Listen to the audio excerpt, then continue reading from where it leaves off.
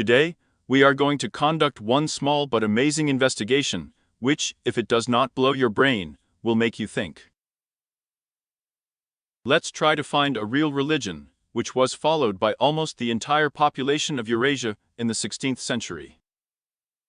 There is almost nothing about this faith in modern history textbooks. But despite this, we can still see the symbols of this trend everywhere today. I've been telling you for a long time that the world used to be one. There was one country with the same laws, architecture, and religion. We will not touch on a single architecture today. This topic is very well covered on the web. For example, look at this building in Calcutta. The entire center of Moscow was built up with buildings in this style in the 19th century. The similarity of metal fences on the roofs of buildings is particularly striking. Architecture is certainly interesting, but we have a different topic today: the search for a forgotten religion. And so we'll start with the map of 1539th year. And let's look at Iceland again. We are interested in these tents. There are many tents depicted on this map, but these are the ones we are interested in, because of the crescent moon sign over one of them. There seems to be nothing surprising in this. An ordinary Arab or Tatar tent with a crescent moon. The tent is of course ordinary, but only the place where it is located is quite unusual for such buildings. According to the official historical version, the Great Golden Horde conquered almost all of Eurasia, and the tents of these warriors could stand quietly almost anywhere on the continent. So, on the island of Iceland, these tents, even according to the official version, could not be in any way. After all, the Mongols never captured the island of Iceland. Let's go further and see what Algeria looked like in the 16th century. The first thing that catches your eye is the fortress walls. They have all the signs of a star-shaped bastion. There is also a freestanding star bastion nearby. And it's a little weird. After all, historians tell us that this type of fortification was invented by the French engineer Marquis de Vauban, and it happened in the 17th century. So, Vauban is credited with creating a whole direction in the construction of fortifications. The officials say that no one built star fortresses before Vauban, and it was he who led this fashion. In short, Vauban came up with such bastions in the 17th century, and for some reason, we still see an unreal kind of fortifications on the map of the 16th century. On another map, it is very clearly visible: star-shaped bastions and walls. But we are interested in something else here, namely, what the tops of these towers are decorated with. We see the crescent moon horns up. The building itself looks like a classic Catholic church, but that's just decorated, it is not a Christian symbol at all. This is very clearly visible on the color map. It turns out that the tents in the very north of Europe and the towers in Africa are decorated with the same sign. Also, the style of the buildings themselves in Algeria does not resemble a mosque in any way, but more like a Catholic cathedral. Let's go further and look at another city in Africa, Alexandria. This city is surrounded by a completely ordinary fortress wall. We also see strange ruins on the territory of the city. And the spires of the churches are decorated with a crescent moon horns up. You might think it's a Muslim crescent, but it's not, and then you will understand why. I was interested in this inscription. Written simply in Moscow or something similar. Isn't it unusual? A map of the 16th century, a city in Africa, and for some reason, the building is called the same as the Moscow Hotel. I typed this word into Google Translator, and look what happened. Mosque. If we try to translate the word mosque back into English, we will get Moscow again. To be honest, it surprised me a lot. I do not speak English, and therefore could not even imagine that the word Moscow could be translated as a mosque. Although, this is a very obvious translation for native English speakers. The most surprising thing is that I have never heard from philologists even theoretical attempts to explain the origin of the word Moscow from the word mosque. They have a lot of other options. Slavic, Baltic, Finno-Ugric version. I will not read them to you, so as not to take up a lot of your time. But in short, all these versions seem more complicated and far-fetched than a simple translation of the word mosque into English and back. Try it yourself. The The result is very puzzling. And most importantly, why is this version not considered by official historians? Based on the above, one might think that Moscow was built by Muslims. Moscow translates as a mosque, which means it is a Muslim city. But it's not that simple here. Theoretically, the word Moscow can be translated as a mosque. And this is a very logical translation, much simpler than other versions of historians. But, has anyone ever thought about the origin of the word mosque? At first glance, this word today has an unambiguous interpretation. A mosque is a prayer house for Muslims. But in fact, everything is not so simple here. Even if you open Wikipedia, we will immediately see inconsistencies. In Arabic, it sounds like a mass of jeet, which in turn comes from the Arabic root with jeet to prostrate and means a place of worship. According to the official version, a mosque is a place of worship without reference to any religion. So, I don't see anything offensive in the fact that the word Moscow could come from the word mosque, because this word means a place of worship. This version is certainly not bad, but historians are trying to confuse the cards for us here. Do a very simple experiment yourself. Google the mosque in Arabic and listen to the translation version, and you will understand everything for yourself. Phonetically, the word mosque and the Arabic message are not similar at all.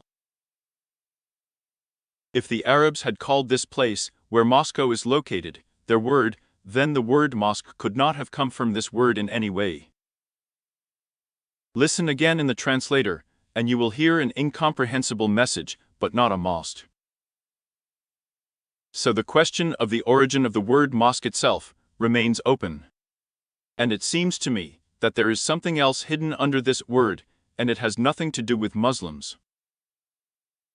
How does the word mosque have nothing to do with Muslims? And that's it. Even if we accept the historian's version that the mosque comes from the Arabic message, then it means just a place of worship without reference to any religion. But I think it's even more complicated. And the word mosque refers to the religion that is hidden from us, and the main symbol of which is this crescent moon. Let's go further and analyze another very interesting question. Is the crescent moon originally a symbol of Islam?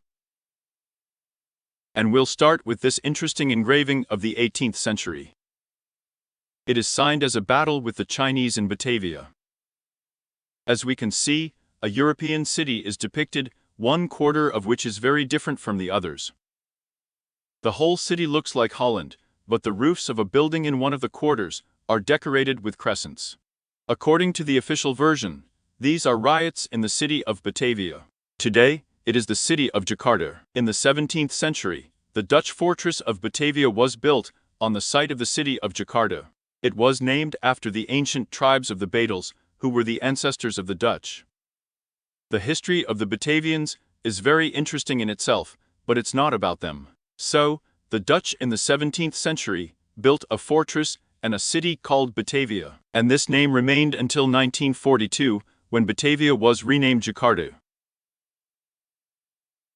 So, in 1740th year, in Batavia, to put it mildly, there were riots. More than 10,000 ethnic Chinese were expelled from the city.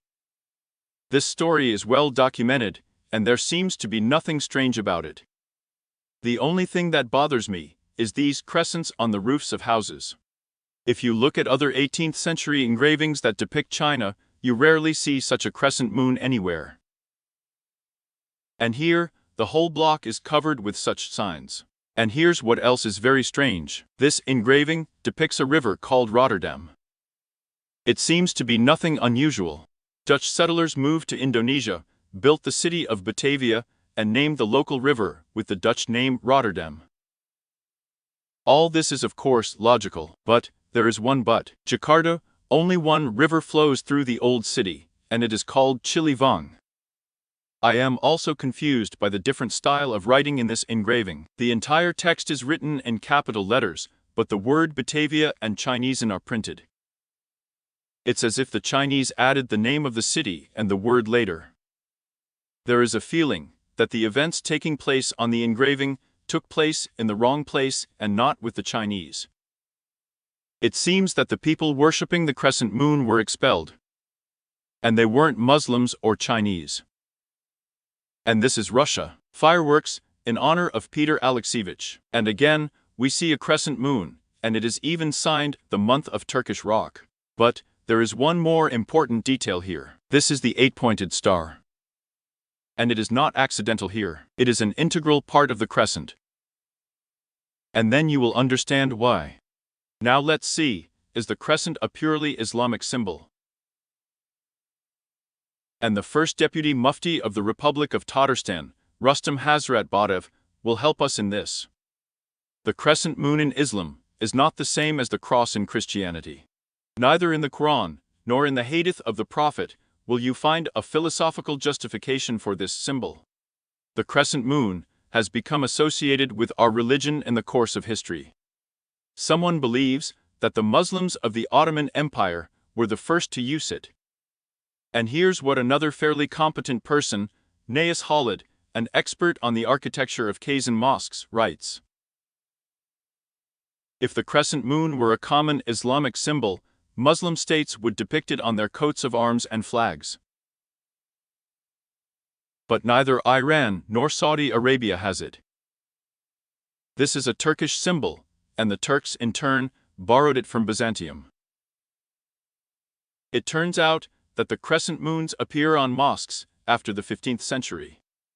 At the same time, outside of the Turkish civilization, architects often use other elements or do not use any symbols at all.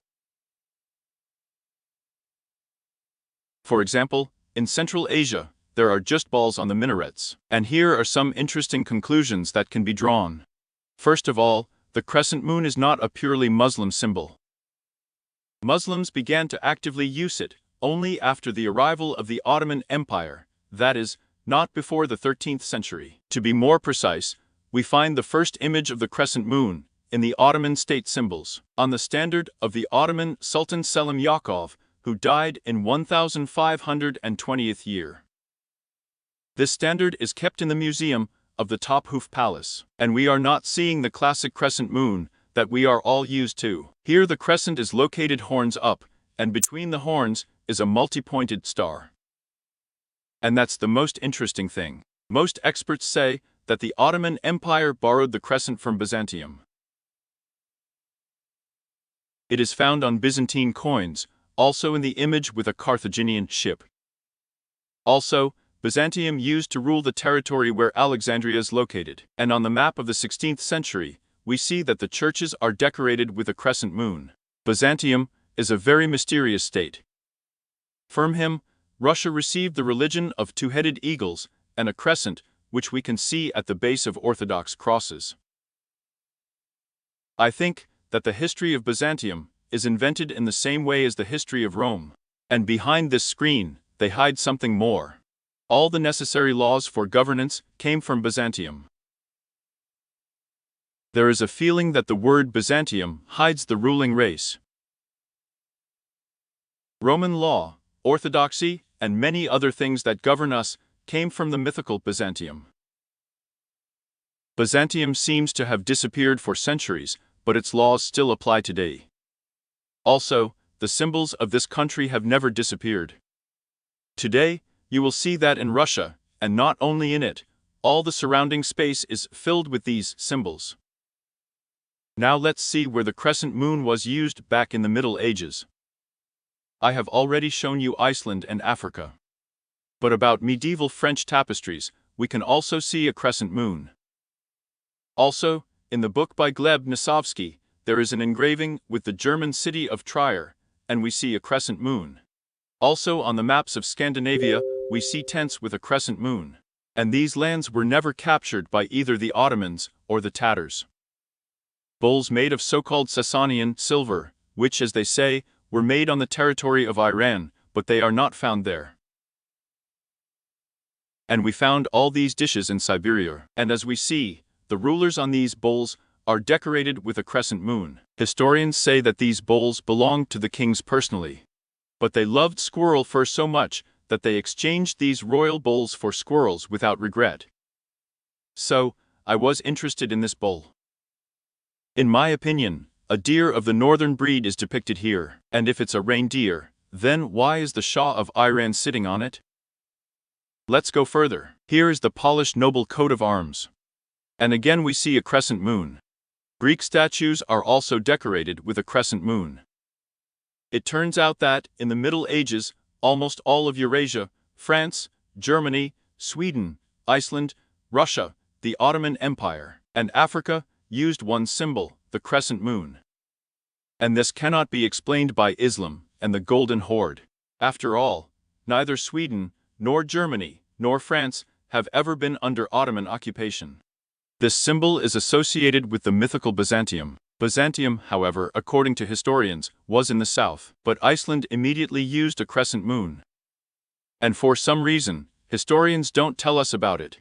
And I probably know why. As I have told you before, our modern world is simply permeated with, at first glance, meaningless symbolism.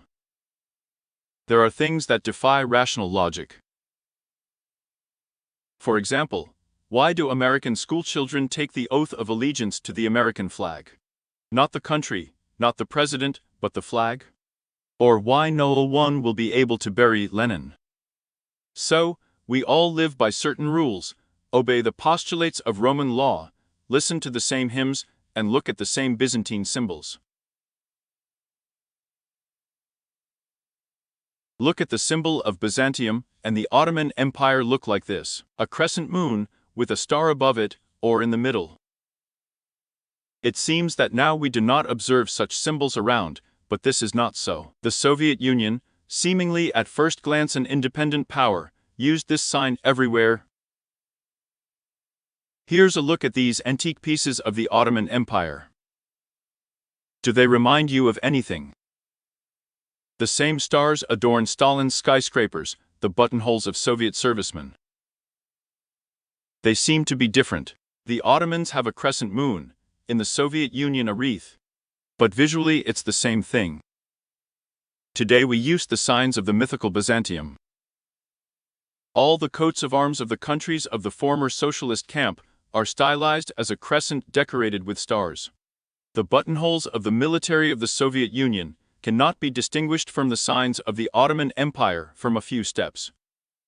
The stars on Stalin's skyscrapers constantly remind the residents of Moscow who their real master is. So we all live in one big state. It is only for citizens there are borders between countries. There are none for the governing race. That's it. Watch my channel.